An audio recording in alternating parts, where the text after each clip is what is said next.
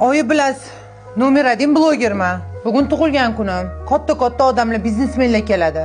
G'alati kiyimlaringiz emas, olib bergan qimmat kiyimlarimni kiyib boring. Alo. $500 sovg'a? Voy, vashshi kerak emas. Pasmi, kelmay qo'ya qolsin. Qizingni puli ko'payib, bosar-usani bilmay qolib shekilli. Tug'ilgan kunni uyda qilsak bo'ladi-yu, oila davrasida. Qanaqa kazo-kazolarning tug'ilgan kuniga qatlaga borganim sizdan chiqib qoldimi? Ne uyda qilishim kerak?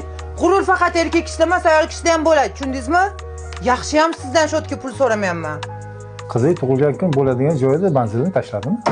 Yo'q, men sizga aytdi deb o'ylayapman.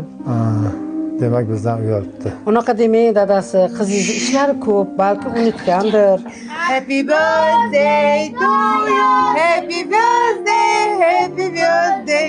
Happy birthday to you. Yo'q, bugun meni emas, qizimning tug'ilgan kuni. Bir o'limdan qolib dunyoga keltirgansiz. O'shaning uchun bugun meni emas, sizni bayramingiz, oyim. Rahmat, umringdan baraka top, qizim. O'tgan chadada bitta qurilish firma bilan hamkorlikda ishlayapman. O'shanga bir ko'rib berasizmi, dedim. Mayli, ketdik. Mana dada, qalay, yoqdimi? Zo'r. Kuyovman qildimmi?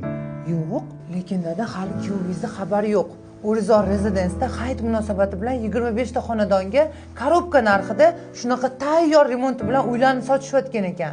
Kirib yashasangiz bo'ldi. Qizim, o'y zo'r, yoqdi. Bunaqa uylarni ko'paytirish kerak.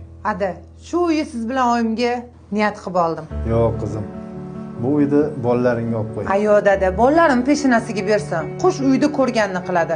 Hozir men sizga sovg'a qilganimni ko'rsa, kelajakda menga bundan ham zo'rlarni sovg'a qilishadi. Baraka top, qizim.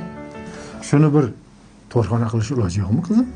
Dada, shu stressiz, bor iloji.